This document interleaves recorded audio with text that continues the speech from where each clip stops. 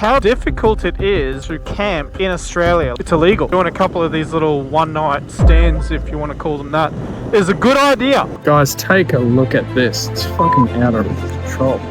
Oh damn. Person in that car, that Kia, is smoking a big old joint, hotboxing with his dog in the back seat. Let's get out of here before someone tells me to piss off. I think I've just decided a title for this video. I'm going to call it Finding the Perfect Place to Take Photos of My Motorcycle. Yeah, that's the title, guys.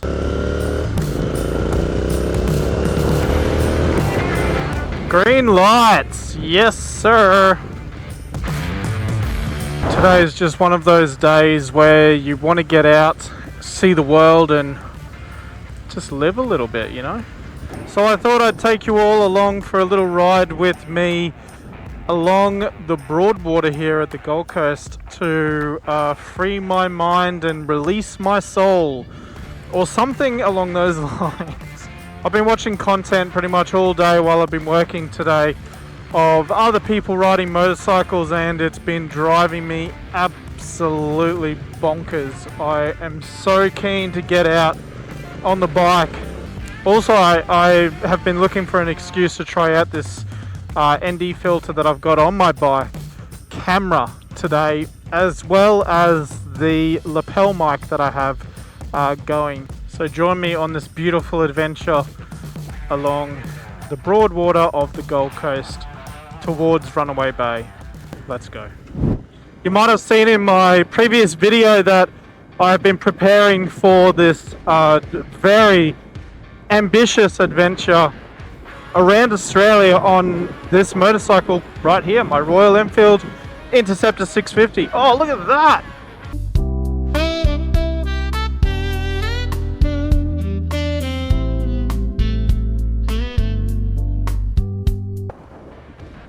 And I have been prepared. I've been doing lots of stuff. I've been looking up camping spots all over the place. You know, I've got my tent, which you would have seen in the last video. Something surprisingly difficult that I'd never really thought of before is how difficult it is to camp in Australia. Like, you have to go to an approved camping place and pay money to book it in and all the rest of it. You can't just wild camp. That's like, it's illegal in Australia, which I had no idea about, because I see people camping all the time. You hear all this stuff on the TV about tent cities and whatnot, and I'm thinking they're obviously not paying a fee to be in a public park, and the rules explicitly say you're not allowed to do that. Obviously, if you've got no money to pay the fine or the fee, if there was one, to stay there, you wouldn't be living in a tent constantly, but you know, that's how it is. Anyway, it kind of blew my mind that people are charging, not that people are camping. I know why that is, because no one's got any bloody money.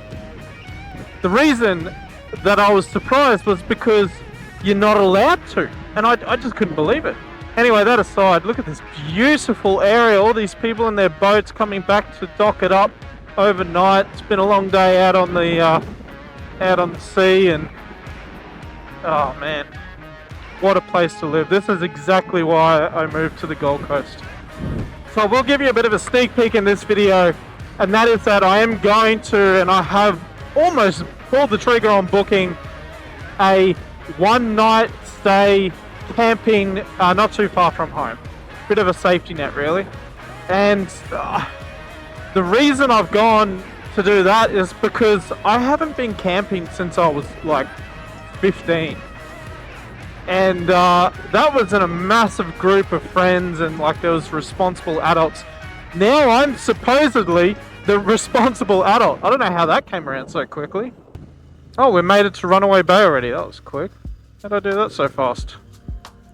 I don't know what I'm doing when it comes to camping. I haven't been camping for 30 something. Wait, how old am I?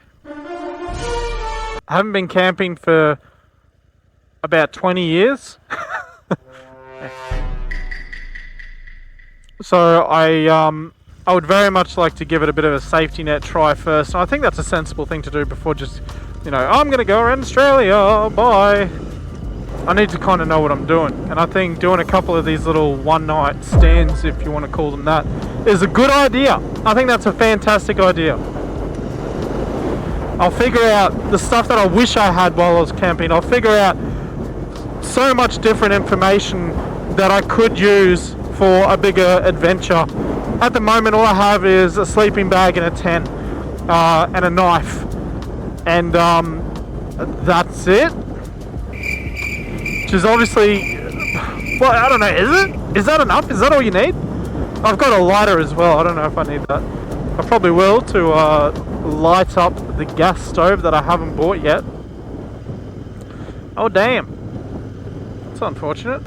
I found this wicked place called Koala Creek camping, which is, it's not actually Koala Creek, and I'm not going to tell you where it is, but oh fuck me, that's beautiful, mate. I'm gonna wake up the residents of Paradise Point. Hello everyone. Oh man, look at this house, it's like a little castle. Anyway, I'm very excited about this solo little moto camping adventure. I'm just waiting to hear back from the people who supply this camping area if it is accessible with a motorcycle. They say on the advertisement that it's only accessible with a four-wheel drive.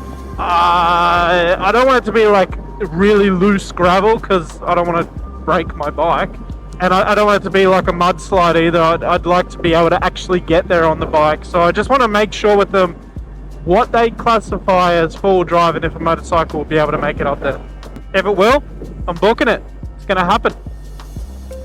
Little one night stay over in the bushland next to a creek. Might see some koalas and kangaroos and cows. It's going to be sick. I'm excited for it.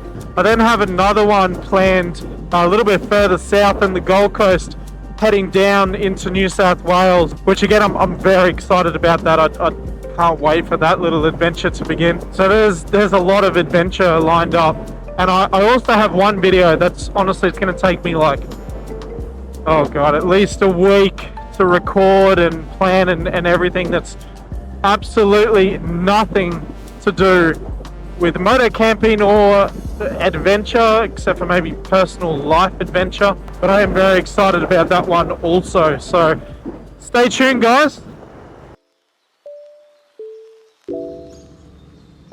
Beautiful.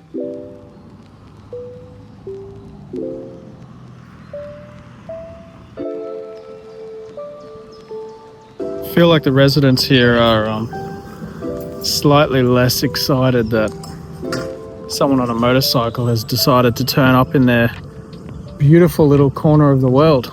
But they'll be right. Guys, take a look at this. It's fucking outer. That might actually be paradise. And I can see why they call it Paradise Point, because they're really making a point of the paradise, aren't they? Anyway, let's get out of here before someone tells me to piss off. That's going to be worth an absolute fortune. Got an easy few mil. Easy like 3 or 4 mil at least, I reckon. Man, look at that grass. Jesus. I've never seen such perfect grass. No one to tell us no, or where to go. Say we're only dreaming. A dazzling place I've never been. Imagine if Aladdin was actually a story about a bloke on a motorcycle instead of a dude with a magic carpet, and the genie's just like his make-believe friend. Dude's just absolutely fried. So it's cooked egg, and he's talking to himself the whole time. He's got a pet monkey and shit. He's like, "Hey Jasmine, you want to come for a ride on my on my magic carpet?" She's like, "What the fuck is wrong with you, Aladdin?" He's like, "Nah, for real. We'll bring Genie along." The guy's absolutely cooked. Everyone signed a petition in the comments below to bring back Aladdin, but he's a meth head Australian with an imaginary friend called Genie, and he's got a pet monkey for some fucked up reason. Drop it down in the comments. You know we want to see it. Let's sign a petition or something to make that happen. See how windy it is. Alright, I made it to a slightly more cinematic area than the last one, which I couldn't even believe, but look at that.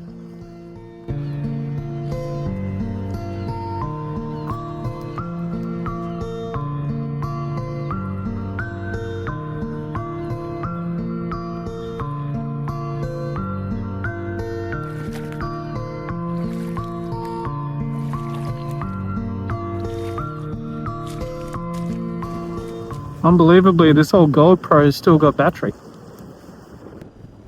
If anyone knows where that was, let me know in the comments below. I'd love to see if you know where I was just taking photos. God, I love this country. You know what, guys? I've been all over the world. And obviously Australia is my home, so I am biased. I will say that straight away. I am so very biased because this is where I grew up. There is something. Oh, black swans. It's ADHD, that's what that is. There is a something about Australia that just cannot be replaced. And it's hard to put your finger on one thing because I think it's a collection of multiple different things. Number one is that it is surgically clean everywhere. I could walk on the road in front of me, right here. I could walk there. And what the fuck?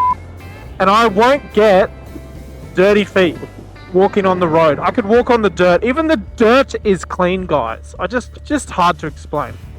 There's also just the lifestyle of Australia, which is, it's incredible. Like, no one here is really living to work. Work is not the thing that they're really interested in doing day in, day out. People just work so that they can do the things that they want to do. They're not trying to stand out, and in fact they don't like it when people stand out. There's a whole tall poppy syndrome thing here, which I've talked about before, and it's a pain in the ass if you do really well, and you'll get shot down by other people, which is unfortunate. But the person in that car, that Kia, is smoking a big old joint and having the time of his life, hotboxing with his dog in the back seat.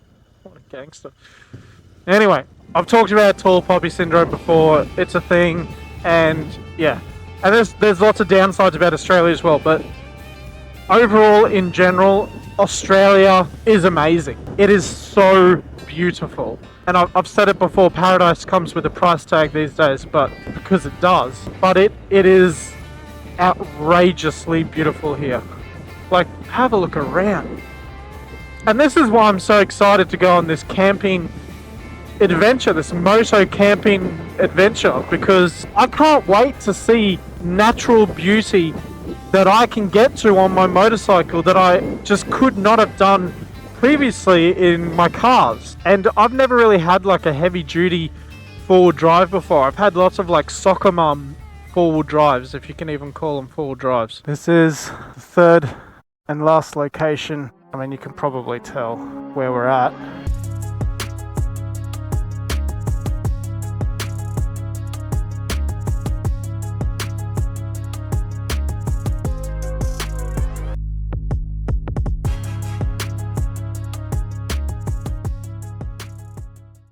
Just had an awesome chat with the concierge dudes, but here we are. Location number 3. Where are we? If you know the Gold Coast, you definitely know this place. Let me know. And that's a wrap, guys. Unfortunately, the old GoPro did run out of battery eventually, but we made it home. I just wanted to say thank you for watching this video.